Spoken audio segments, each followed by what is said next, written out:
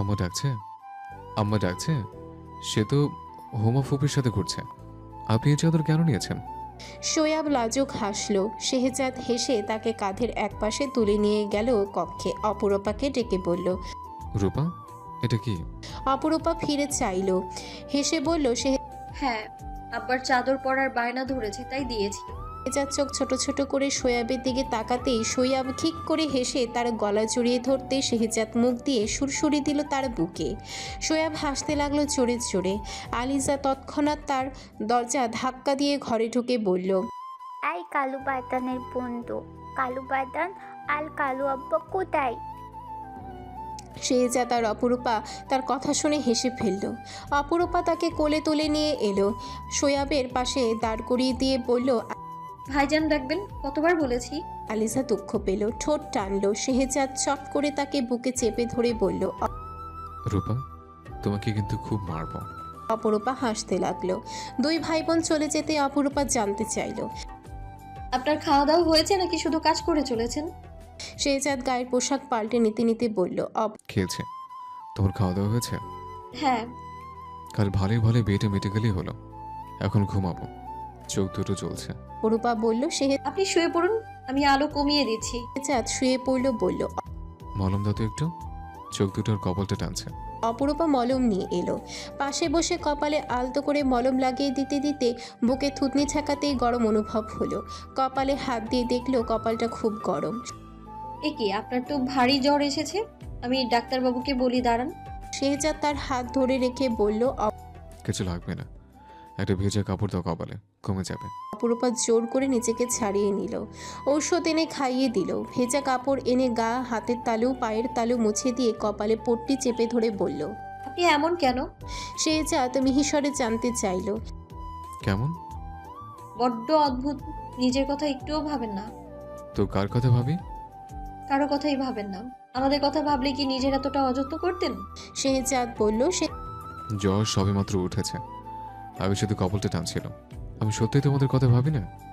ভাবেন না? শেহজাদ ঘুমু ঘুমু কণ্ঠে বলল। তুমি এত চিন্তিত হচ্ছ কেন? ভালো তো বাসো না? অপরূপার চোখ দুটো ছলছল করে উঠল। শেহজাদের চোখে ঘুম। অপরূপা তার কপালে পট্টি সরিয়ে কপালে, গালে, চোখের পাতায় ঠোঁট চেপে বলল। শুনছেন? বলো।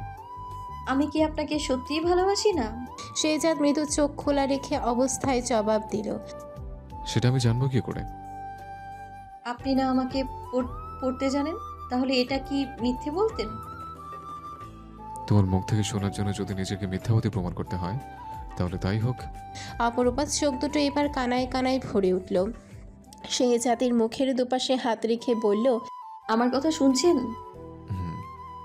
অপরূপা কথা বলতে পারছে না, তার কণ্ঠ থেকে আওয়াজ বেরোচ্ছে না।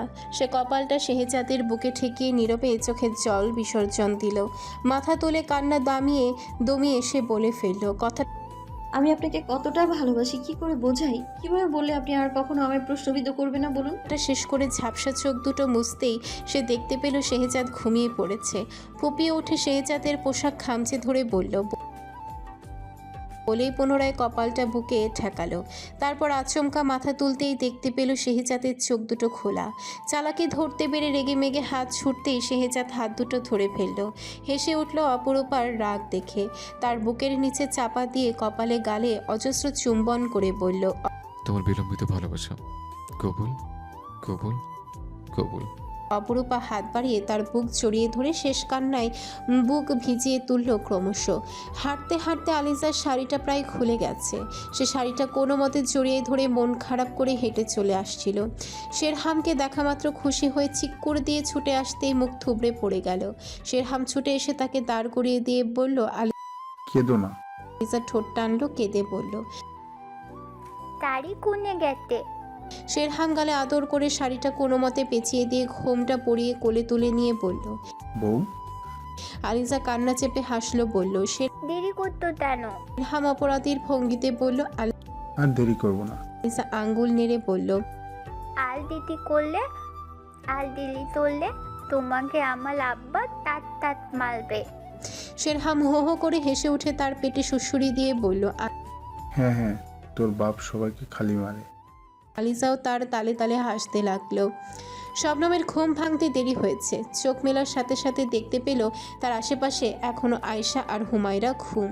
হুমায়রার পাশে বসে আলিজা বক বক করছে। গাঁদা ফুলের মালা পরা তার হাতে, সেটা নেড়েচেড়ে বক বক করে যাচ্ছে। শবনম চোখ ঢলে জিজ্ঞেস করলো।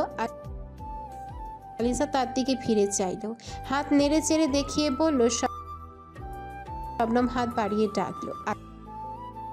আলিজা চলে এলো। শবনমের কোলে বসতেই শবনম তাকে জড়িয়ে ধরে গালে কপালে আদর দিয়ে বলল, ইতা আত্তা টাটা তবনম পপি। দৌড়ে দৌড়ে চলে গেল সে। শবনমের বুক ভার, এদের ছেড়ে সে কিভাবে থাকবে? সোয়াব আর সোহরাব খেলছিল। আলিজা সোহরাবের পেছনে গিয়ে বলল, আই তালু পাতান আতো আমার তাতে আই পাইয়া আমার তাতে আতো। সোহরাব সোয়াবের দিকে তাকালো, দুপাশে মাথা নেড়ে জানলো সে যাবে না। সোয়াব বলল, আমরা যাবো না। আলিজা কান্না চোখে চেয়ে থাকলো। চলে যাওয়ার সময় হোঁচট খেয়ে মুখ থুবড়ে পড়ে হাউমাউ করে কেঁদে উঠল। সোয়াব আর সোহরাব ছুটে এলো, দুই ভাই তাকে টেনে তুলল। সোহরাব বলল, সোয়াব মুখ দু হাত বুলিয়ে দিয়ে বলল, আনিও না কেমন। আলিজা পিটপিট করেছে হাতের তালু দ্বারা গাল মুছে সোহরাবের মুখের দিকে ঝুঁকে বলল, তুমি আমার তাতে কত বলতো আর রাগ করবে কালু পাতান। সোহরাব চুপ করে রইল। সোয়াব বলল, তুমি পুছা কালু ভাইজান ডাকছো কেন আবার? তোমার সাথে কথা বলবে না ভাইজান। আলিজা ভয়ঙ্কর রেগে গেল। দু হাতে দুই ভাইকে ঠাস ঠাস মেরে ধাক্কা দিয়ে ফেলে দৌড়ে দৌড়ে চলে এলো শবনমের কক্ষে। আয়েশা আর হুমায়রার মাঝখানে কাঁথার মধ্যে ঢুকে চুপটি করে ঘুমের ভান ধরে পড়ে রইল। বিড়বিড় করল, কালু বাদান পুপ্পা কালু বাদান পুত্তা কালু পাতানের বন্ধু পোতা। আয়েশা তাকে বুকে টেনে নিয়ে ভাবল, মহল প্রাঙ্গণে খাওয়া দাওয়া চলছে, শবনমের সাজগোজ এখনো চলছে, তার পাশাপাশি সবাই সাজগোজ করছে। তার মধ্যে খবর এলো বরযাত্রী জাহাজ ঘাটে এসে পৌঁছে গেছে। কাজেও হাজির। শবনমের সাজ সম্পন্ন করার তাড়া দিল শেরহাম। তটিনী সাজঘরের ভেতর হতে জবাব দিল, হয়ে গেছে। শেরহাম বলল, সোহরাবকে কাপড় চোপড় পরিয়ে দিসনি কেন? তোর বিয়ে যে তুই সকাল থেকে সেজে চলেছিস। তটিনী বের হয়ে এলো। শেরহামের চোখাচোখি হওয়ার সাথে সাথে মুখ মুচড়ে দিয়ে বলল, ফকিন্নির মতন ঘুরে বেড়াচ্ছি এখনো, শুধু বড় বড় কথা। আমাকে ছাড়া কিছু পারো না? 10টা তো না, একটা মাত্র ছেলে, সেটাকে কাপড় চোপড় পরিয়ে দিতে পারছো না? ঢং বলে হনহনিয়ে কক্ষের দিকে এগোলো। শেরহাম তার পেছন পেছন গেল। শেরহাম উদাম গায়ে দাঁড়িয়ে রয়েছে এখনো। তটিনীকে দেখা মাত্রই হাসলো। তটিনীও হাসলো। ছেলেকে জড়িয়ে ধরে আগে আদর সোহাগ করে নিল। তারপর তার নতুন পাঞ্জাবি পায়জামা পরিয়ে দিয়ে আতর মেখে দিল। বলল, যাও ভাইয়ের কাছে। সোহরাব শেরহামের সাথে গলাগলি করে চলে গেল। তটিনী শেরহামের পাঞ্জাবি পায়জামা বের করে দিয়ে বলল, তোমাকেও পরিয়ে দিতে হবে? শেরহাম বলল। যা দূর হ। তটিনী জিভ দেখিয়ে বের হয়ে বলল, সে গোসলখানায় ঢুকেছে সবে, তার মধ্যে শেরহামের ডাকাডাকি। তাড়াহুড়ো করে গোসল শেষ করে এসে বলল, সমস্যা কি? আমার আতরটা কোথায়? খুঁজে পাচ্ছি না। বরযাত্রী এলে পড়বে এখন। তিনি আতর খুঁজে দিল। বলল, চোখ হাতে রেখে ঘুরো। শেরহাম আতরটা নিতে চাইল। তটিনী দিল না। বলল, কান ধরো, আমাকে অনেক গালাগালি করেছ। তনির বাচ্চার আগাবি না, তাড়াতাড়ি দে। কানে ধর শেরহামের বাচ্চা। হাম হা করে চেয়ে রইল। তটিনী তাকে পিছু করে দাঁড়িয়ে চুল থেকে গামছা ছাড়িয়ে চুল ঝাড়ল। ইচ্ছে করে এমনভাবে চুলগুলোকে পেছনে নিয়ে গেল যাতে শেরহামের মুখে পানি ছিটে পড়ে। শেরহাম তার বাহু চেপে ধরে বলল, এক চড় মেরে দাঁত সব কটা ফেলে দেব, আতরটা দে। তটিনী জেদ ধরে বলল। শেরহাম তার কোমর টেনে কাছে নিয়ে এলো। শক্ত করে ধরে হাতটা চেপে ধরে আতরটা কেড়ে নিয়ে হেসে উঠে বলল, সিংহের সামনে তুই পুচকে ইঁদুর। তটিনী আতরটা কেড়ে নিয়ে নিল পুনরায়। গায়ে মাখিয়ে দিতে দিতে নাকেও ডলে দিল। শেরহাম কপাল কুঞ্চন করতে তটিনী বলল, বলে শেরহামের বাহুতে দাঁত বসিয়ে দিল। শেরহাম ঘাড় ধরে ঠেলে দিয়ে বেরিয়ে গেল কক্ষ হতে। নাদির প্রাঙ্গণে দাঁড়িয়েছিল শেহজাদ, সাফায়াত আর শেরহামের সাথে। তাদের সাথে কথা বলছিল। শাহানা সাফায়াতকে ডেকে বলল, নতুন বরকে আমি মিষ্টিমুখ করাবো না? তোমরা সকলেই ওখানে দাঁড়িয়ে আসো। আজব। সাফায়াত নাদিরকে নিয়ে এলো। শাহানা তাকে মিষ্টিমুখ করিয়ে বলল, আসার সময় কোনো অসুবিধে হয়নি তো বাবা? না। কাশিফ প্লেট থেকে মিষ্টি তুলে মুখে পুরে বলল। নাদির তার পিঠে কিল বসিয়ে বলল, চুপ থাক। উপস্থিত সকলেই হো হো করে হেসে উঠল। কাশিফ মিষ্টি খাওয়া শেষে আয়শাকে ডেকে বলল। আয়শা হতভম্ব।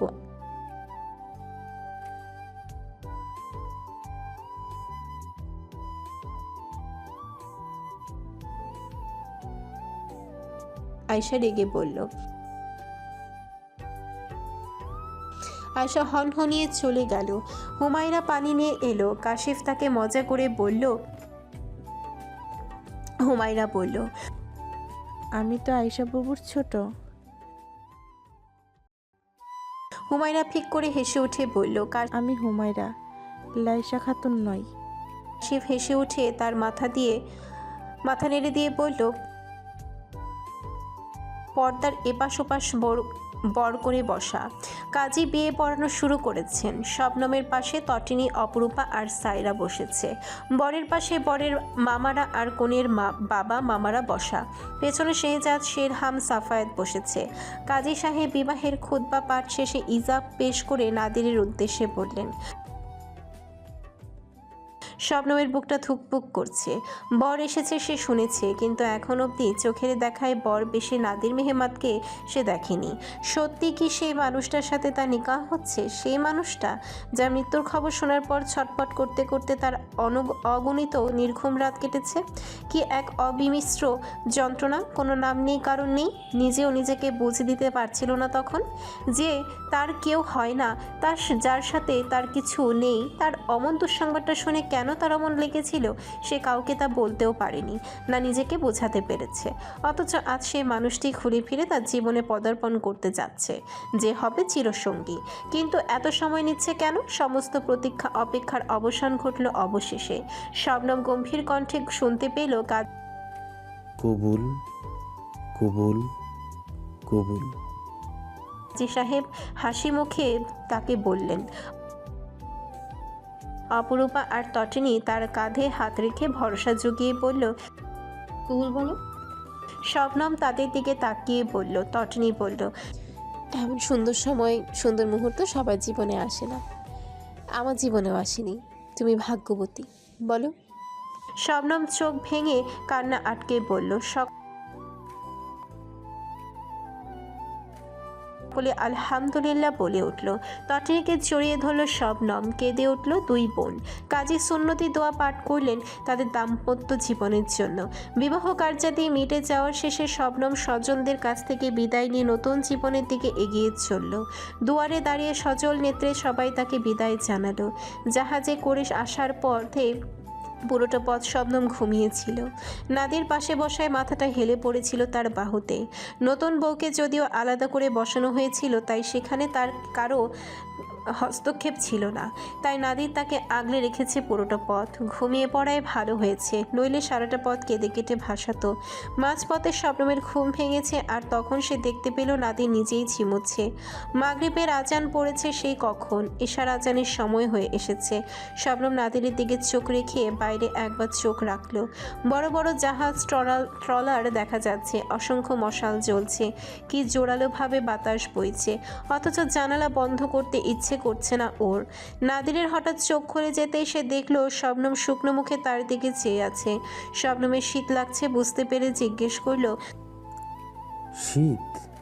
শবনম উপর নিচ মাথা নাড়ল। নাদির উঠে গেল। নাদিয়ার কাছে একটা চাদর নিয়ে এলো। শবনমের গায়ে জড়িয়ে দিয়ে বলল, ওখানে কি দেখছেন? শবনম উত্তর দিল। শবনম পুনরায় তার দিকে ফিরল, বলল, বেশি না। কেন পারবেন না? যখন ইচ্ছে তখন আসতে পারবেন। তার জিজ্ঞেস করার ধরন দেখে নাদির হেসে ফেলল, বলল, আমি আপনাকে বন্দি করে রাখবো বলে মনে হয়? শবনম তার দিকে কিছুক্ষণ চেয়ে রইল, তারপর বলল। নাদির হাসল। শবনমের বাম হাতটা তার দু হাতের জিম্মায়, দু হাতের মাঝখানে শবনমের ঠান্ডা হাতে ঢেলে দিতে দিতে সে ভাবতে লাগলো আর কতক্ষণ লাগতে পারে। শবনম হাতের দিকে এক পলক চেয়ে পুনরায় বাইরে দৃষ্টি রাখলো। ডান হাতে গাল মুছে নিতে নিতে আবারও গাল ভিজে উঠল। একদিনও হয়নি সে সুলতান মহল ছেড়েছে, অথচ মনে হচ্ছে কতকাল সবাইকে সে দেখে না। বুকের ভেতরে ফাঁকা ফাঁকা লাগছে। মেয়েদের এত বড় বিসর্জনের কথা কেন আলোচিত হয় না? এর চাইতে বড় বিসর্জন কি হতে পারে? নিজের মা বাবা ভাই বোন আপনজনদের ছেড়ে অচেনা অজানা অল্প দিনে চেনা পরিচিত মানুষের সাথে অন্য জীবনে পা দেওয়া এ চারটিখানি কথা নয়। সে তো জীবনটাকে এভাবে কখনো ভেবে দেখেনি। তার চাইতে সাইরা বড় আপু কত ভাগ্যবতী, তাদের আপনজনদের ছেড়ে যেতে হয়নি। আজ শবনম বুঝতে পারছে কেন সোহিনী প্রত্যেকবার যাওয়ার সময় কান্নাকাটি আসার পরও তার বুকে বোধ হয় এমন জ্বলুনি হয়, ছুটে গিয়ে চাপটে জড়িয়ে ধরতে ইচ্ছে করে সবাইকে। শেহজাদ ভাইজানের পাখিটা তার সাথে চলে আসবে বলে কেমন কাঁদছিল, আর সোয়াম আর সোহরাব শুধু নীরব চোখে চেয়েছিল। আব্বাও কেমন নীরব হয়ে গিয়েছিল, কোনো কথা বলেননি। আম্মার কথা থাকুক, মায়েরা তো সন্তানদের দূরত্ব কখনোই সইতে পারেন না। নাদিরের হাতের বাঁধন আরও মজবুত হয়ে গেল। হইচই শোনা যেতেই নাদির বলল, আপনার শ্বশুরবাড়ি চলে এসেছে। শবনম গাল মুছল, হাসার চেষ্টা করে বলল, না। ভুলেও যাব না। আবারও বলছি, আমার কিন্তু বড় রাজপ্রাসাদ নেই। নাদির হাসলো, বলল, আপনি আর কতক্ষণ কাঁদবেন? নাদির মা বলল। আচ্ছা। মাটির দোতলা ঘরটা নাদিরের বাবার। বহুদিন ধরা মোছা না থাকায় কালশিটের দাগ আর আশেপাশের বহু ঝাড়ঝোপ গুছিয়েছে। বিয়ের 2 দিন আগে থেকে কাজ শুরু হয়েছিল। নাদিয়া নিজ হাতে সব দায়িত্ব নিয়েছিল। তার শ্বশুর বাড়ির বাপের বাড়ি থেকে বেশি দূরে নয়, কাছেই। তাই সে সিদ্ধান্ত নিয়েছে এবার থেকে ভাইয়ের বউয়ের সাথে বাপের ভিটেতে থাকবে। যদিও জানে না শবনম এই পরিবেশে মানিয়ে নিতে পারবে কিনা। নতুন বউকে দেখার জন্য অসংখ্য মেয়ে মহিলাদের ভিড় জমেছে। সম্রাট সলিমুল্লার নাতনি এনেছে শুনে তারা নতুন বউ দেখার জন্য আরও কৌতূহলী। অনুপমা আর তাইয়েবার বেগম বাড়ির ভেতরে নিয়ে গেল শবনমকে। কক্ষে বসিয়ে মুরব্বীদের দেখতে দিল। সবাই নতুন বউয়ের মুখে দেখে দোয়া করে দিল। কেউ কেউ হাতের মুঠোয় বকশিশও ধরিয়ে দিল। নাদিরকে বলল, একজন বলল, নাদির বলল, তাতে কি হয়েছে? সে তো আমাদের মতোই মানুষ। নাদিয়া হেসে উঠে বলল। সবাই হাসাহাসি করতে লাগলো। নতুন চুলোয় খাবার দাবার গরম করে রাতে অল্প স্বল্প খাওয়া দাওয়া হলো সবার। যদিও রাত অনেক গভীর হয়ে গিয়েছিল। শবনম নাদিয়ার হাতে 2 লোকমা খেয়ে আর খায়নি। মানুষের ভিড় আর হইচই কমে এলে শবনমকে তার কক্ষে নিয়ে যাওয়া হলো। কক্ষটি ছোটোখাটো, সাজানো গোছানো। একটা বড় জানালা আছে, জানালার দরজা কাঠের, সেখানে গোলাপি রঙের পর্দা ঝুলছে। নতুন আসবাবপত্রে দেখা মিলছে, মনে হয় নতুন কেনা হয়েছে। বড়সড় যে দর্পণটি বসানো হয়েছে দেয়াল জুড়ে, সেটিও নতুন। একটা নতুন আলমিরা, কাপড় রাখার আলনা, দেয়াল জুড়ে কয়েকটা অঙ্কন কাজ। বিছানার চাদরও গোলাপি রঙের, তা ফুলের পাপড়ি দিয়ে ভর্তি। আরও হরেক রকমের ফুল দিয়ে বিছানার চারপাশটা সাজানো। শবনমের অনুভূত হলো আজ তার বাসর। এই রাতটি প্রতিটা মেয়ের কাছে স্মরণীয় হয়ে থাকে। দুরু দুরু বক্ষে অচেনা অজানা অনুভূতির সাথে, নতুন স্পর্শের সাথে প্রথম পরিচয়। অপর একটা মানুষের সাথে সম্পূর্ণরূপে জড়িয়ে যাওয়া, নিজের মনকে সমর্পণ করা। সে মানুষটা যদি প্রিয় মানুষ হয় তবে পৃথিবীটাকে স্বর্গ মনে হয়, আর অপ্রিয় হলে তার এখনও মনে আছে সেই দিনের কথা, যেদিন বড় আপুর সাথে বড় ভাইজানের জোরপূর্বক নিকাহ হয়েছিল। সে রাতটা এতটাই দীর্ঘ ছিল মনে হচ্ছিল আর কখনো বোধহয় ভোর হবে না। শবনম নিজেই সাক্ষী ছিল আপুর কষ্টের দিনগুলোর। তারপর আচমকা এক ভোজবাজির মতো পাল্টে গেল সম্পর্কের সমীকরণ। ঘৃণিত অভিশপ্ত সেই পুরুষ আপুর প্রাণ ভোমরা হয়ে উঠল। তাদের দেখে ভালোবাসার প্রতি যেমন একটা বিতৃষ্ণা জন্মেছিল শবনমের মনে, ঠিক তেমনি ধীরে ধীরে ভালোবাসার মতো মধুর সম্পর্কের প্রতি তার আস্থা জন্মেছে, সম্মান জন্মেছে। স্বামী স্ত্রীর সম্পর্ক কতটা মধুর হতে পারে তার উৎকৃষ্ট উদাহরণ ভাইজানার আব্বু। বাইরে থেকে তাদের দেখলে মনে হয় তাদের সংসার দুদিনও টিকবে না, অথচ ওদের সম্পর্কের ভিত কতটা মজবুত তা এক পলকে দেখার বোঝা সম্ভব নয়। আসতে পারি? শবনম খানিকটা চমকালেও অভিব্যক্তিতে তা প্রকাশ না করে ঘাড় ভিড়িয়ে তাকালো। নাদিরকে দেখা মাত্র মৃদু হেসে বলল, না ইতিমধ্যে কোনো সন্দেহ আছে? নাদির ভ্রু উঁচিয়ে বলল, বেশ ভালো। আপনি কি এই শাড়ি নিয়ে রাতটা পার করবেন? নাদিরের ভ্রু দ্বিগুণ কুঞ্চিত হলো, চোখ দুটো সরু করে বলল, কিন্তু আপনাকে তো আমি চিনতেই পারছি না। কে এই মেয়ে? শবনম তো এরকম না। শবনম বলল। নাদির হেসে উঠে বলল, এই শাড়িটা পরে নিন, আমি আসছি। শবনম মাথা নাড়ল। শাড়িটা পাল্টে নিয়ে মুখ হাত ধুয়ে নিতেই নিজেকে অনেকটা হালকা লাগলো। চুলগুলো ছেড়ে দিয়ে আছড়ে নিল হালকা করে। দর্পণের সামনে দাঁড়িয়ে গামছা দিয়ে নিজেকে দেখে ভারী একটা নিঃশ্বাস ফেলল। কক্ষে নাদিরের প্রবেশ দেখে এবার ভারী অস্বস্তি লাগতে শুরু করলো। কিভাবে সহজ হবে সে? এমন তো আগে কখনো লাগেনি। সে ফিরল না। নাদির পেছনে এসে দাঁড়িয়ে বলল, শাড়িটা আপনাকে মানিয়েছে। প্রশংসা শুনে লাজে লাল হওয়া শবনমকে অবাক করে দিয়ে নাদির বলে উঠল, পছন্দ তো আমার। শবনমের কানটা আবারও গরম হয়ে এলো। আয়নায় তাকাতে সে পুনরায় লজ্জা পেল, কারণ নাদির এতক্ষণ আয়নায় তাকে দেখে কথাগুলো বলছিল। ছি, কি লজ্জা! শবনম আঁচল তুলে মাথা ঢাকবে তাও পারছে না। ঘরের এক কোণে লণ্ঠন জ্বলছে। সেই লণ্ঠনের আলোর তীব্রতা ক্রমশ কমে আসতেই শবনম অনুভব করলো পেছন থেকে দুটো হাত ক্রমশ তাকে বেঁধে নিচ্ছে। চুলের ওপরে তপ্ত শ্বাস আছড়ে পড়তেই শবনম একপাশে হেলে গিয়ে চোখ বুজে বিড়বিড় করলো। কানের কাছে নিঃশ্বাসের শব্দটা ঘনীভূত হতেই শবনম তাকে জড়িয়ে ধরা হাত দুটো নিজ হস্ত দ্বারা চেপে ধরল। নাদির ফিসফিসে জানতে চাইল, ঘরটা কি বেশি ছোট হয়ে গেল? খানিকটা পর জবাব এলো, তাঁবুতে রাখলে আপত্তি থাকতো না? নাদির তাকে তার দিকে ফিরিয়ে নিয়ে বলল। তাঁবু এত পছন্দ? শবনম তার দিকে ধীরে ধীরে চোখ তুলে চাইল, বলল, আর আমি? শবনম কপাল কুঞ্চন করে তাকে সরিয়ে পালাতে যাবে, ঠিক তখনই নাদিরের দু বাহুর মধ্যে ফের বন্দী হলো সে। বুক থেকে মুখ তুলে বলল, নাদির গর্ব করে বলল, আমার ঘরওয়ালি। শবনমের চোখ দুটো উজ্জ্বল হয়ে উঠল তখনই। অদ্ভুত একটা আনন্দে বুকের ভেতরটা ক্রমশ লাফিয়ে চলেছে। তারপর চোখ দুটো বুজে এলো তার। কপালে হতে গড়াতে থাকা কয়েকটা উষ্ণ চুম্বনের প্রলেপ ছড়িয়ে পড়ল তার সমস্ত শিরা উপশিরায়। বাকি অর্ধ রাত্রি জুড়ে সে তার প্রিয় মানুষটিকে স্বামীরূপে অনুভব করেছে। নাদির কক্ষের দিকে চলে এলো। দেখলো কোমরে শাড়ির আঁচল কুঁচে শবনম খাটের তলা থেকে শুরু করে সারা ঘরে ছড়িয়ে ছিটিয়ে থাকা ফুলের পাপড়িগুলো এক এক করে কুড়িয়ে নিয়ে সবটা ঝাড়ু দিচ্ছে। নাদির দরজার পাশে এসে দাঁড়াতেই শবনম বলল, লজ্জার কি আছে? ধুলাবালিগুলো এক জায়গায় করে শবনম হাত ঝাড়লো।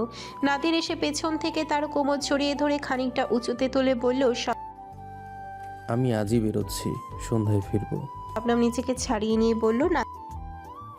নাদির হেসে বলল, ঘুরতে যাচ্ছি না, কাজে যাচ্ছি। ঘুরতে গেলে আপনাকে নিয়ে যাব শীঘ্রই। সোলেমান মাহমুদ নিজ হাতে সোহরাবকে খাইয়ে দিচ্ছেন। সোহরাবও ভীষণ খুশি। নানা ভাইয়ের সাথে রাজ্যের গল্প জুড়ে দিয়েছে সে। তার আব্বার গল্প, আম্মার গল্প, ভাইয়ের গল্প, তার গল্পের শেষ নেই। তটিনী শেরতাজ সাহেবকে খাবার বেড়ে দিতে দিতে আর চোখে নানানাতির কাণ্ড দেখছে। ভিজে ওঠা চোখ আড়ালে মুছে নিল সে। শেরতাজ সাহেব জানতে চাইলেন, শেরহাম আজ খাবে না? ওর জন্য খাবার ঢেকে রাখবো কক্ষে, কখন ফিরবে জানি না। আজ নাকি ঘাটে মালবাহী জাহাজ এসেছে, সময় লাগবে।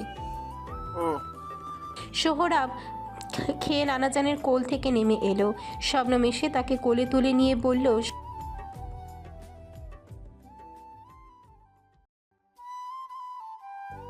সোহরাবকে নিয়ে চলে গেল সে। তটিনী সোলেমান মাহমুদকে বললেন, আব্বা আর দুটো ভাত দিই, এই মাংস ভুনাটা খেয়ে দেখুন, এটা মজা হয়েছে। জি, আমি রান্না করতে পারি এখন। সোলেমান মাহমুদ মাথা নাড়লেন, বললেন। তটিনী খুশি হলো, শাহজাহান সাহেবকে বললেন, ছোট মামু তোমাকে দেব? তটিনী হেসে বলল, সত্যি পেট ভরেছে? ভাইজান আপনাকে দেব কিছু? সাফায়েত বলল। অল্প করে দাও। সিভান, মাছ নিচ্ছ না কেন? সিভান বলল। আমার মাছ খেতে ভালো লাগে না। তটিনী বলল, সে একেবারে ভাইয়ের মতো হয়েছে, মাছ খেতে চাই না। তাজ সাহেব বললেন, খেতে না চাইলে দিস না। ও ছোট থেকেই মাছ খেতে পছন্দ করতো না, জোরাজুরি করলে খেতে কিন্তু পছন্দ করতো না। তটিনী বলল। আচ্ছা খেয়ে নাও, আমি আসছি। সে খুশি মনে রসাই ঘরে গেল। শাহানাকে বলল। হামিদা বলল। তটিনী বলল, সবখানে তোমরা লজ্জা দাও। ধ্যাত। সে কক্ষে চলে এলো শেরহামের খাবারের থালা নিয়ে। আজ বেশিরভাগই শেরহামের প্রিয় খাবার। মানুষটা পেট পুড়ে খেলে তার কি যে শান্তি লাগে, তার হাতের রান্না হলে তো কথাই নেই। শেরহামের অপেক্ষায় কক্ষ জুড়ে হাঁটাহাঁটি করল সে। বের হয়ে সোহরাবের খোঁজ গেল। সে শবনমের পাশে শবনম তাকে জড়িয়ে ধরে ঘুমাচ্ছে। তটনি হাঁটতে হাঁটতে অতিথি কক্ষে চলে এলো। লাট্টুকে বলল, তুমি চলে এসেছো? ও কখন আসবে? এত রাত অবধি কিসের কাজ? আচ্ছা, গোসল করে খেয়ে দিয়ে নাও। হাম চলে আসছে শুনে তটিনী কক্ষে ফিরে এলো। গামছা, পোশাক, পায়জামা এক জায়গায় রাখলো। পোশাকগুলো নেওয়ার সময় হঠাৎ করে হাতে পড়ল লাল শাড়িটা। শবনমের বিয়ের দিন সেটি আর তার পরা হয়নি। একটা আরামদায়ক পোশাক পরেছিল সে ভালো করে হাঁটতে পারবে না বলে। এত সুন্দর শাড়ি না পরতে পারায় তার আফসোস হলো। লাল শাড়ি নিশ্চয় নতুন বইয়ে পরলে ভালো লাগে, শবনমকে দিয়ে দেবে সে। তার অনেক শাড়ি, কিন্তু সে শাড়ি পরে না। ভালো করে হাঁটতে না পারলে ওসব পোশাক পরে কোনো লাভ আছে বলে তার মনে হয় না। সে শাড়িটা বিছানার উপরে রেখে দিল। শেরহাম চলে এসেছে ইতোমধ্যে। দরজা ঠেলে ঢুকে পাঞ্জাবির বোতাম খুলতে খুলতে বলল, সোহরাব কোথায়? খেয়ে দিয়ে ঘুম। একটা চকচকে ভেলভেট ধরনের মোড়ক সে রেখে দিল টেবিলে। তটিনী সেদিকে চেয়ে তার বোতাম খুলতে সাহায্য করে বলল, ওটা কি? শেরহাম তার চোখের দিকে তাকিয়ে বলল, পরে দেখে নিস। তোর চোখ ফুলেছে কেন? এমনি খুশি চোটে বেশি কেটে ফেলেছি। শেরহাম ভ্রু কুঁচকে চেয়ে রইল। তটিনী বলল, আরে তেমন কিছু না, যাও গোসল সেরে এসো, আমি খাবার দিচ্ছি। শেরহাম সন্দেহান চোখে চেয়ে গোসল সারতে চলে গেল। তটিনী বিছানা ছেড়ে চড়ে শাড়িটা ভাঁজ করে রেখে দেওয়ার জন্য হাতে নিয়ে যাওয়ার সময় আরশির সম্মুখে থমকে দাঁড়ালো হঠাৎ। আয়নায় ভাবুক হয়ে চেয়ে রইল কিছুক্ষণ। শাড়িটা গায়ে জড়িয়ে এপাশ ওপাশ করে নিজেকে দেখতে লাগলো খুঁটিয়ে খুঁটিয়ে। তারপর ভাবনার বুঁদ হয়ে গেল সে। ভাবতে লাগলো শুরু থেকে শেষ পর্যন্ত, যেখানে শেষ থেকেই তাদের প্রণয়নের শুরু হয়েছে। কখনো দুঃস্বপ্নেও ভাবতে পারেনি এই মানুষটাই ঘর সংসার করবে সে। ভাগ্যের কি লীলা খেলা। বউ হয়েছে, সংসার করছে ঠিক, কিন্তু আফসোস একটাই, তার বউ সাজা হয়নি কভু। ওই একটা অপূর্ণতা রয়ে গেছে তার জীবনে। ছোট অথচ ভাবতে গেলে দীর্ঘশ্বাসটির ওজন ভার। এই আফসোসটিও সে রাখতে চায় না তার জীবনে। সে সম্পূর্ণ সুখী হয়ে বাঁচতে চায়। তার জীবনে কোনো আফসোসকে সে ঠাঁই পেতে দেবে না। দপদপ পায়ে শব্দ শোনা যাওয়ায় তার ধ্যান ভাঙল। দ্রুত চোখ মুছে শাড়িটা লুকিয়ে নিল সে। শেরহাম ভেজা গামছাটা তাকে দিয়ে খেতে বসলো, বলল, তুই খেয়েছিস?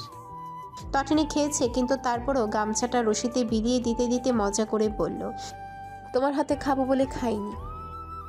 তোর ঢঙের শেষ নেই, এদিকে আয়। 100 বার ঢং দেখাবো। আমার ঢং সইতে না পারলে নিকা করেছো কেন? করেছো তো ওই রকমই ভাবে, জোর জবরদস্তি করে। যাবো না ওদিকে। শেরহাম খেতে খেতে থমকালো। তটিনী তখনই মনে হলো সে ভুল কিছু বলে ফেলেছে। তখনই জিভে কামড় দিয়ে শেরহামের পেছনে গিয়ে কাঁধে থুতনি ঠেকিয়ে বলল, আচ্ছা আচ্ছা, এমন আর বলবো না, খেয়ে নাও, আমি খাবো না, খেয়েছি আগে। শেরহাম ঘাড় ঝাঁকুনি দিয়ে খেতে খেতে বলল, সৌরভকে নিয়ে আয়, কাজ। তটিনী পেছনে দাঁড়িয়ে তার গলা জড়িয়ে ধরে গালে গাল ঘষে বলল, ও শবনমের সাথে ঘুমাচ্ছে, ওরা দেবে না, তুমি খেয়ে নাও, আমি রসাই ঘরে যাচ্ছি। শেরহামের খাওয়া শেষ। সে খেয়ে দিয়ে অতিথিশালায় চলে গেল। তারপর তটিনী কক্ষে আসা মাত্রই তাকে চলে যেতে দেখলো, জানতে চাইল, আবার কোথায় যাচ্ছ? সর, আমার কাজ আছে। তটিনী বিছানায় চাদর ঠিক করতে গিয়ে বিছানার উপর হতে শাড়িটি পুনরায় হাতে তুলে নিল। সেটির গায়ে হাত বুলিয়ে দিয়ে আরশির সম্মুখে দাঁড়িয়ে লাল বেনারসের আঁচলটা মাথায় তুলে ঘোমটা পরে আরশিতে নিজেকে বারংবার দেখল। তার নিকাহা হয়েছে লাল টকটকে বেনারসির বদৌলতে, গায়ের বাসি কাপড় পরে। কবুল বলেছে প্রচণ্ড ঘৃণা ভরে, শেরহাম সুলতানের মৃত্যু কামনা করে, ধ্বংস কামনা করে।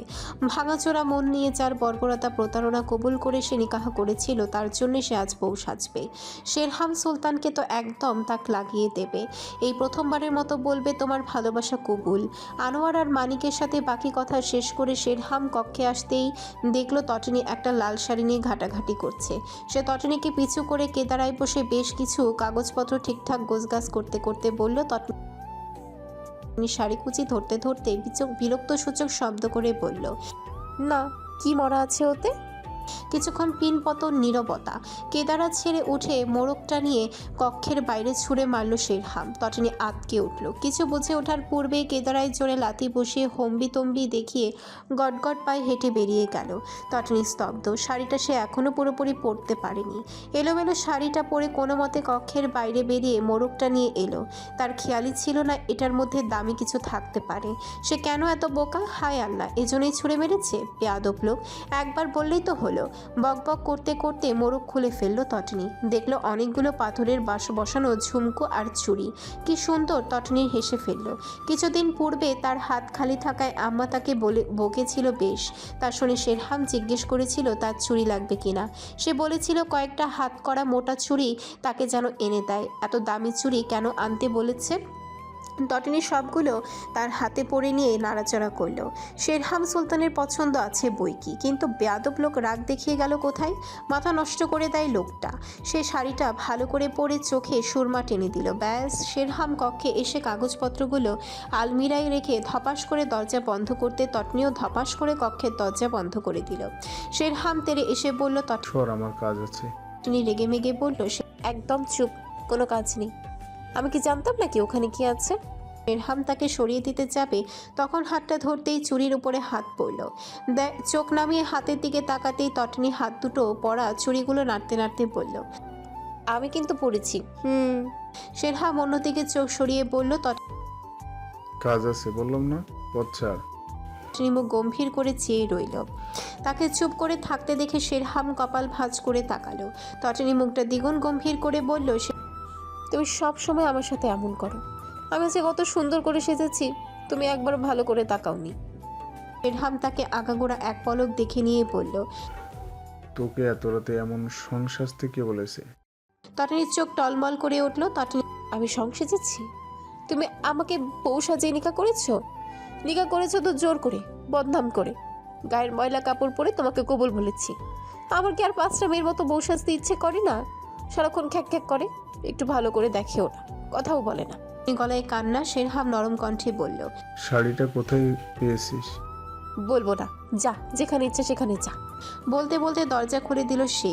শেরহাম বেরিয়ে গেল। তটনি দরজা বন্ধ করে চুড়িগুলো খুলে মেঝেতে ছুঁড়ে ফেললো, তারপর বসে রইল মেঝেতে শক্ত হয়ে। শেরহাম কিছুক্ষণ পর দরজা ধাক্কা দিয়ে বলল। এই তো নি, দরজা খোল। তটনি উত্তর দিল না। শেরহাম ঘন ঘন দরজা ধাক্কাতে ধাক্কাতে বলল, আরে আমার কাজ ছিল, আমি কি তোর সাথে মস্করা করছি? আজও দরজা খোল তনির বাচ্চা, মাথা গরম করবি না। তোর গরম মাথা চুলোয় দে বেয়াদব। বেয়াদবি করবি না, কানের নিচে দেব চড়। দরজা খোল। তটনি ফোপাতে লাগলো। শেরহাম বলল, তনির বাচ্চা তনি, দরজা খুলবি কি খুলবি না বল, না হলে তোর বাপকে ডেকে আনছি। ডাকো। তাহলে 14 গোষ্ঠীকে ডেকে আনি, ছাড়। তটনি শক্ত হয়ে বসে রইল। শেরহাম শাহানাকে ডেকে নিয়ে এলো। শাহানা দরজায় টোকা দিয়ে বলল, তনি, কি হয়েছে? দরজা বন্ধ করে বসে আছো কেন? তটনি হতবম্ব। সত্যি সত্যি ডেকে আনলো। শাহানার পিছু পিছু হামিদা, শেরতাজ সাহেব আর শাহজাহানও সাহেবও এলো। শেরতাজ সাহেব বললেন, এটা তো ভালোই কথা বলছিল কিছুক্ষণ আগে, হঠাৎ কি হলো? হামিদা ছোট্ট করে বলল। শাহানা এবার রাগত স্বরে বলল, তনি, দরজা খুলছো না কেন? আজব। সোলেমান মাহমুদও এসে পড়েছেন ইতোমধ্যে। তটনি বাবার কণ্ঠস্বর শুনে দাঁড়িয়ে পড়ল। শাহানা ডাকলো, তনি, কথা বলছো না কেন? কি হয়েছে? দরজা খোলো। তুমি কি ছোট বাচ্চা তনি? শেরহাম মনে মনে হেসে আওড়ালো। ঠেলা তনির বাচ্চা।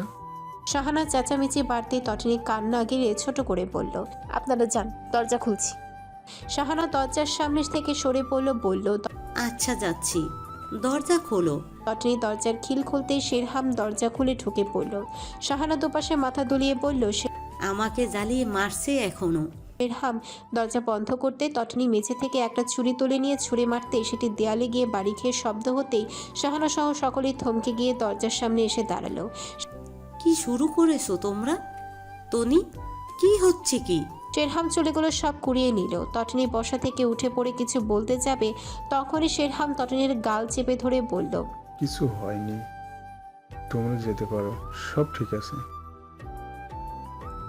তটিনী ধস্তাধস্তি করতে করতে একসময় শান্ত হয়ে এলো। যখন শেরহাম তাকে শক্ত করে জড়িয়ে গালে ঠোঁট চেপে ধরল, তটিনী তার পিঠে ধূপ ধাপ দিয়ে ছাড়লো। তারপরও শেরহাম তার হাতে চুড়িগুলো পরিয়ে দিতে দিতে বলল, সুরমা চোখের নিচে নেমে তোকে ভূতের মতো লাগছে তনির বাচ্চা। তটিনী নাক টেনে বলল, লাগুক। শেরহাম চুরি পড়া শেষে তার চোখের পানি মুছে দিয়ে বলল, না তুই ভূত না, তুই হলি ভূতের রানী। তটিনী ফোপালো পুনরায়। বা হাত দিয়ে মুখ মুছতে আচমকা তার শাড়ির কুচি খুলে গেল। শাড়িটা ছপাত করে নিচে পড়ে গেল। তটিনী লজ্জায় পড়ে নিচে বসতে যেতে শেরহাম তাকে নিজের সাথে মিশিয়ে নিয়ে হো হো করে ঘর কাঁপিয়ে হেসে উঠল। শাহানা সহ সকলেই তখনও যায়নি, দাঁড়িয়ে টুকটাক কথা বলছিল দূরে দাঁড়িয়ে। ওনারা হকচকিয়ে গেল শেরহামের হাসির শব্দ শুনে। একে অপরের দিকে চেয়ে রইল খানিকক্ষণ, তারপর মাথা নাড়তে নাড়তে চলে গেল। শেরহাম শাড়িটা তুলে নিয়ে বলল, পড়তে না জানলে তোকে শাড়ি পরতে বলেছে কে? তটিনী বলল, আমি পড়তে জানি। বেশ বেশ, তুই পড়তে জানিস? এলোমেলোভাবে কুচি ধরে শাড়িটা পরিয়ে দিয়ে ঘোমটা টেনে দিয়ে শেরহাম তার বুকের সাথে মিশিয়ে নিল। তটিনী মুখটা তুলে রাখলো। শেরহাম কপাল ভাঁজ করে বলল, বউ সেজেছিস? তটিনী নাক অব্দি ঘোমটা টেনে দিয়ে শক্ত করে জড়িয়ে ধরে বলল, তটিনী হ্যাঁ, তোমার জন্য। কবুল বলো, তাড়াতাড়ি বলো। কবুল? আবার বলো। কবুল? আবার। কবুল।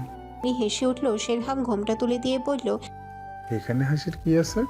তটিনী তার কণ্ঠদেশ জড়িয়ে ধরে গালে আরক্ত চুম্বন এঁকে দিতে দিতে বলল, তোমাকেও কবুল, তোমার ভালোবাসা কবুল, তোমার ঘাড় তেরামি কবুল। শেরহাম হেসে উঠে তার গালের দুপাশে চুম্বন দিতে দিতে বলল, তনির বাচ্চা পাগলামি কবুল, গালিগালাজ কবুল, কামড়া কামড়ি কবুল। দুজনেই হাসতে লাগলো একসাথে। তটিনী দু হাতে মুখ ঢেকে হাসতে লাগলো। হাসতে হাসতে শেরহামকে পিছু করে দাঁড়ালো। শাড়ি গলে আসা শক্ত দুহাত তাকে বন্দি করে নেয়। তখন তটিনী শিউরে উঠে উদরে একটা শক্ত হাতের অবাধ বিচরণ টের পেয়ে শেরহাম শক্ত করে জড়িয়ে ধরে তার কানে চুমু খেতে তটিনী ফিক করে হেসে উঠে বলল, অসভ্য লোক, আমার শ্বশুরই লাগছে, ছাড়ো। শেরহাম ছেড়ে দিল। ভ্রুকুচকে চেয়ে রইল। তটিনী ছাড়া পেয়ে পালাতে যাবে, শেরহাম পুনরায় তাকে আটকে ফেলল। কাঁধ ও উড়ুর নিচে দু হাত দিয়ে আঁকড়ে কোলের কাছে ধারণ করে বলল, বউ সেজেছিস, বাসর করবি না? তটিনী তার মুখ চেপে ধরে বলল, আল্লাহ, আমি মরে যাব। ছি, মুখের কি ভাষা। শেরহাম ঘর কাঁপিয়ে হাসতে লাগলো। তটিনী মুখ লুকিয়ে বলল, ছি ছি। শেরহাম তাকে বিছানায় ধপাস করে ফেলে দিয়ে বলল, তোর ঢং শেষ হলে বলিস, তখন আমি আসবো। তটিনী হাসতে লাগলো। তারপর ঘরটা আচমকা অন্ধকার হয়ে আসতে সে ভড়কে গেল। বলল, আমার এত অন্ধকারে ভয় লাগে, আলো জ্বালাও। শুনশান কক্ষের পিনপত নীরবতার মাঝে শেরহাম একটু শব্দটুকু শোনা গেল না আর। তটিনী বিরক্ত হয়ে বিছানায় পা দিয়ে ধূপধাপ শব্দ করে বলল, আলো দাও বলছি। আচম্বিত তার নরম শরীরটা উষ্ণ স্পর্শের ছোঁয়ায় কেঁপে উঠল। চাদরের উপর হতে আলগা হয়ে মজবুত দুবাহুর মধ্যে বন্দি হতে লাগলো। মুখের উপরে তপ্তশ্বাস ছড়িয়ে দিতে দিতে গম্ভীর স্বরটা তার কানের কাছে এসে বলে উঠল, এই তো আমি আলো। চাঁদরাতের দিন মালবাহী জাহাজটা খরিদ্দারের নিকট পৌঁছে যাওয়ায় শেরহামের হাতে টাকা এসেছিল। তটিনীর কথায় সবার জন্য পোশাক আশাক কিনেছে সে। যদিও সবার জন্য কেনাকাটা শেষ, তারপরও তার দেয়া শাড়ি পেয়ে খতিজা শাহানা হামিদা খুশি হলো। ছোট ভাইয়ের বউয়ের জন্য সায়রার জন্য শাড়ি কিনেছিল সে। অন্তর্মহলে আসার কক্ষে বসা ছিল সবাই। সায়রা আয়শার সাথে বসে অপরূপা ঈদের দিনের জন্য পিঠা বানাচ্ছিল। আয়শার পোশাকটা দিতে সে খুশি হয়ে বলল, সায়রার শাড়ি সায়রার হাতে দিতেই সেও শাড়িটা পেয়ে খুশি হয়ে সাহানা আর খোদেজাকে দেখাতে লাগলো। রূপারটা সে রূপার পাশে আস্তে করে রেখে দিয়ে হনহনিয়ে কক্ষ হতে চলে এসে বলল, ওইসব ন্যাকা কাজ আমাকে আর করতে যাবে না, বললে এক চড় দিতে দাঁত ফেলে দেব। তটনি হাতে মেহেদি পরার প্রস্তুতি নিচ্ছিল। শেরহামের কথা শুনে বলল, সে তুমি কেনাকাটা করেছো সেটা আমি দেবো কেন? মাথায় আবার ঢিল মারলো কে? বেঁচেছে তো গরম, ব্যাপার কি? শেরহাম তার দিকে রুক্ষ দৃষ্টি তাকিয়ে বলল। এই যা তো এখান থেকে। তটনি বলল, কাজ করে এসেছি, আজ যেতে পারবো না, আমি এখন মেহেদি দেবো। ফাঁকিবাজ, কাজ চোর কোথাকার, বাপের মতো হয়েছিস। তটনি বলল, সে হ্যাঁ একদম, সারাদিন কাজ করব কেন? তুমি কি কাজের মেয়ে বিয়ে করেছো? আমি হলাম বারে বেগম, আমার জন্য একটা কাজের মেয়ে রাখবে তা না, আবার সারাক্ষণ কাজ করতে বলো। কাজ করলে আমি অল্প দিনে বুড়ি হয়ে গেলে তখন তো তোমার আবার আরেকটা জুটাতে সুবিধা হবে। শেরহাম তেড়ে এসে ঘাড় ধরে তাকে কক্ষের বাইরে বের করে দিয়ে দরজা বন্ধ করে দিল। তটনি হাসতে হাসতে বলল, সার পাগল হয়েছে। শেরহাম বলল। টনির বাচ্চা বেয়াদব, তুই যাবি কিনা? তটনি হাসতে হাসতে চলে গেল। রসোই ঘরে সাহানা তাকে ডেকে বলল, সবার জন্য পোশাক এনেছে, রূপার জন্য আনেনি। এটা ভালো দেখালো? শেহজাদ কি মনে করবে? এটা ভালো হয়নি। তটনি বলল। কেন? ও তো বললো সবার জন্য এনেছে, রূপার জন্য না আনার কোনো কারণ নেই। আমি কি জানি, সায়রা বলল আমাকে। তটনি কক্ষে চলে এলো, দরজা ধাক্কা দিয়ে বলল, করতে বলি একটা, করো আরেকটা। দরজা খোলো। শেরহাম দরজা খুলে বলল, সে আবার কে মেরেছে? তোমার বউ। রূপার জন্য শাড়ি আনোনি কেন? ওর জামাই তোমার বউকে পোশাক দিয়েছে, মাথায় নেই? শেরহাম কুচকে চেয়ে রইল। তটনি বলল, ও আবার ব্যতিক্রম হলো কেন? সাহানার চেহারার রং বদলে গেল। শেরহাম তার মাথা ঠেলে দিয়ে বলল, তোর মাথা ঠিক আছে? তটনি চেঁচিয়ে বলল, 100 বার ঠিক আছে। শেহজাদ ভাই এসে শুনলে কি ভাববে? এক বাচ্চার বাপ হয়েছো, এখনো বুদ্ধি শুদ্ধি হয়নি? শেরহাম তাকে ঠেলে দিয়ে বেরিয়ে গেল। সায়রা আর আয়শাকে ডাকতে ডাকতে আসর কক্ষে উপস্থিত হলো। সায়রা আর আয়শা দাঁড়িয়ে গেল তাকে রেগে মেগে আসতে দেখে। রূপা পিঠাগুলো থালায় সাজিয়ে রাখছিল। শেরহাম রূপার পাশে আঙ্গুল তাক করে বলল, এখানে একটা শাড়ি রেখেছিস, সেটা কোথায় গেল? সায়রা আর আয়শা ফিরে তাকালো। রান্নাঘরের অনেক জিনিসপত্র নিয়ে আসা হয়েছে আসর কক্ষে, তাই এলোমেলো হয়ে আছে জিনিসপত্র। সায়রা আর আয়শা সবগুলো নেড়ে দেখতে দেখতে বলল, আমরা তো দেখিনি ভাইজান। শেহজাদ আর সাফায়াত আসর কক্ষের পাশ দিয়ে যাচ্ছিল। আসর কক্ষে শেরহামের গলা শুনে এসে বলল, কি হয়েছে? সায়রা বলল, শেরহাম ভাইজান নাকি একটা শাড়ি রেখেছে, সেটা পাওয়া যাচ্ছে না। গর্জে উঠে বলল, নাকি আবার কি? আমি কি মিথ্যে বলছি? না না, ভাইজান এটা বলতে চাইনি। তটনি বলল। আচ্ছা চলো এখান থেকে। শেরহাম তার দিকে আগুন চোখে তাকিয়ে বলল, যাকে দিয়েছি তাকে জিজ্ঞেস কর। রূপা বলে উঠল। শেহজাদ আমি কিচ্ছু জানি না। আপনারা সবাই এসব নিয়ে মাতামাতি কেন করছেন বুঝতে পারছি না আমি। বলল, রেখেছে যখন বলছে তার মানে আছে কোথাও। রূপা, তোমার পেছনে ভালো করে দেখো। রূপা থালাটা নিয়ে দাঁড়িয়ে বলল, আমি এগুলো রেখে আসি। এখানে তো আর বিড়াল নেই যে চুরি করে নিয়ে যাবে। শেরহাম বিড়বিড়িয়ে বলল। অসল চোর নেই যে। রূপা শুনে ফেললো, গলার স্বর বাড়িয়ে বলল, হ্যাঁ, আমি শাড়ি চুরি করেছি। তারপর শেহজাদের দিকে তাকিয়ে বলল, আপনি কাজ ফেলে এখানে কি করছেন? শেহজাদ বলল, শাড়িটা যদি পাশেই থাকে তাহলে কে নিল? তুমি নিশ্চিত তুমি সেটা নাওনি? দেখো নি? রূপা তার দিকে অবাক চোখে তাকিয়ে বলল, আমি মিথ্যে বলছি বলছেন আপনি? আমি কাজে ব্যস্ত ছিলাম, অত কিছু খেয়াল করিনি। শেরহাম বিরক্ত হয়ে ভাবল শাড়িটা ওই মহিলার কোলে ছুঁড়ে দেওয়া উচিত ছিল। কে বলেছে পাশে রেখে যেতে? এখন সবাই ভাবছে সে শাড়ি দেয়নি। তটনি বলল, আচ্ছা ভাইজান ওকে জোরাজুরি করো না, ও নিশ্চয়ই মিথ্যে বলছে না। শেরহাম যে শাড়িটা পাশে রেখে চলে গেছে তা অপরূপা নিজেও খেয়াল করেনি। তবে এটা কখনো মাথায় আসেনি যে শেরহাম সুলতান সবাইকে পোশাক দেবে কিন্তু তাকে শাড়ি দেবে না। কারণ এতগুলো বছরে শেরহাম সুলতান আর তার মধ্যে সকল অমীমাংসিত যুদ্ধ, রেষারেষি, ঘৃণা সব ধামাচাপা পড়ে গিয়েছে। ওর দুনিয়া জুড়ে ওর স্বামী আর 2 সন্তান। শেরহাম সুলতানেরও একটা আলাদা জগৎ তৈরি হয়েছে। অপরূপা বলল, জোরাজোরির তো কিছু নেই, আমি মিথ্যে বলছি না। তটনি বলল, আমি তো সেটাই বলছি। হাম কর্কশ গলায় গর্জে বলল। তো আমি মিথ্যে বলছি? তটিনী কেঁপে উঠল, বলল। সেটা কখন বললাম? তুই কি বলতে চাচ্ছিস তাহলে? রূপা বলল। এই শাড়িটা না পেলে কি কারো ঈদ হবে না? এত ঝামেলার কি দরকার আছে সেটাই তো বুঝতে পারছি না। শেরহাম বলল। সবার ঈদ হবে, শুধু সারা বছর সবাই গান গাইবে। আমি আমার ভাইয়ের বউকে কিছু দেইনি ঈদে। শেরাম সুলতানের গান তো সবাই একটু জোরে জোরে গায়। তার কথা সরাসরি জবাব দিয়ে বসবে রূপা এটা কখনোই ভাবেনি। শেহজাদ ইতস্তত বোধ কইল, দুজনের কথা কাটাকাটি দেখে বলল। ভাইজান তুমি শান্ত হও, আমি হুমাকে ডাকছি। ও নিয়েছে কিনা? অবধি কক্ষে রেখেছে। আয়শা বলল। তিনি শেরহামকে বলল। আচ্ছা তুমি চলো। শেরহাম ওকে ধমকে বলল। সর, একদম ন্যাকামি করবি না। শেহজাদ বলল। রূপা ওকে ভুগছে কেন? ও কি করেছে? শাড়ি কি হাওয়া হয়ে গেছে? কোথাও না কোথাও পেয়ে যাবো ঠিক। আচ্ছা বলল। আচ্ছা আপনি কাজে যান, আপনাকে এসব নিয়ে ভাবতে হবে না। শেরহাম বলল। কোথাও যাবি না তুই, তোর বউ সেটা কক্ষে রেখে এসেছে। রূপা শেহজাদের দিকে অবাক চোখে তাকিয়ে বলল। মানেটা কি? শেহজাদ বলল। শান্ত হও, চলো এখান থেকে।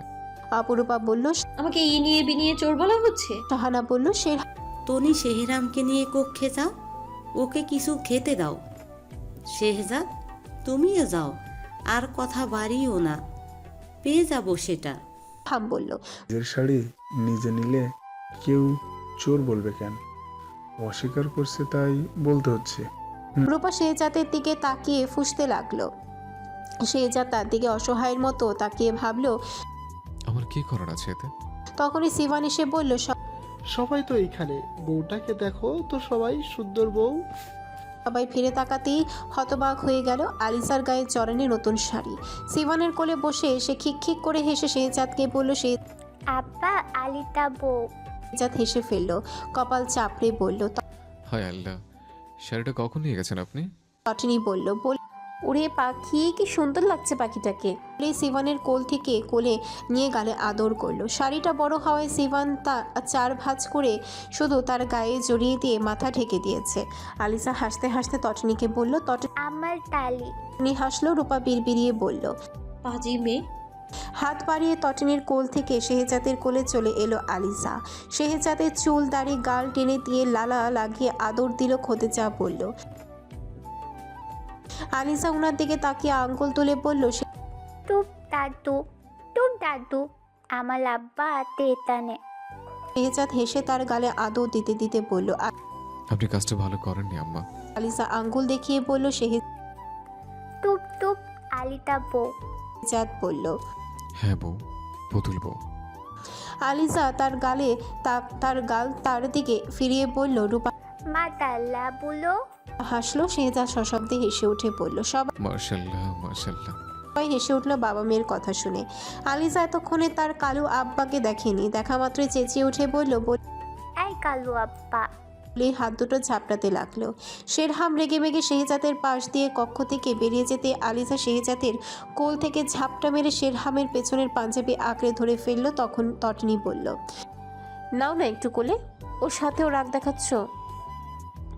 শেরহাম কোলে নিয়ে নিল। আলিসা তার কোলে উঠে বলল। বলো আলিতা তুতুল বউ। শেরহাম বলল। আলিসা পুতুল বউ। মাতাল্লা বলতো। হুম। খিক করে হেসে তার গালে টুপ করে চুমু খেয়ে বলল। আমার তালি আমার আলি তালটা মন। ঈদ মোবারক। শেরহাম তার গালে চুমু দিয়ে বলল। হ্যাঁ এটা তোর, আর কাউকে দিস না। বলতে বলতে বেরিয়ে গেল। সবাই স্বস্তির নিঃশ্বাস ফেললো। রূপা কক্ষ থেকে বেরিয়ে গেল। শেহজাদ তার পিছু যেতে যেতে বলল। ছোট বেগম খেপেছে। অপরূপা একটাও শব্দ করলো না। শেহজাদ হেসে উঠে ডাকলো। আরে এই মহিলা। অপরূপা ফিরে তাকালো। শেহজাদ হেসে বলল। চাঁদ মোবারক। অপরূপা মৃদু হেসে বলল। শেহজাদ মাথা চুলকালো। শেরহাম রেগে আছে তাই তটিনী আর আশেপাশে আসেনি। শেহরাবকে খুঁজতে কক্ষে এসে দেখলো সে লম্বা হয়ে শুয়ে আছে পিঠের নিচে বালিশ দিয়ে। তটিনী এসে তার বুকের উপরে উঠে জড়িয়ে ধরে কপালে চুমু খেয়ে বলল। বারে সুলতান আমার মতো সোহাগী বেগম পেয়ে তোমার প্রতিটি দিন ঈদের মতো, তাই আমাকে ঈদ মোবারক জানাও। শেরহাম চোখ খুলে বলল। চর খাবি? তিনি হেসে শেরহামের হাত দুটো তার পিঠের পেছনে নিয়ে গিয়ে আরও একটু কাছে ঘেঁষে নাকে নাক ঘষে বলল সে। আচ্ছা, ভুলের জন্য মাফ চাইলাম। এখন ঈদ মোবারক বলো। শেরহাম ব্যঙ্গ করে বলল। তটিনী বকশিসের ধান্দা? হেসে উঠে তাকে জড়িয়ে ধরে বুকে গুজে দিয়ে বলল সে। না না, তুমি আমার অনেক বড় বকশিস। শেরহাম তাকে জড়িয়ে ধরে বলল। তোর ন্যাকামি শেষ হলে ছাড়। তটিনী মুখ তুলে বলল। কেউ ধরে রাখলে কেমনে ছাড়ি?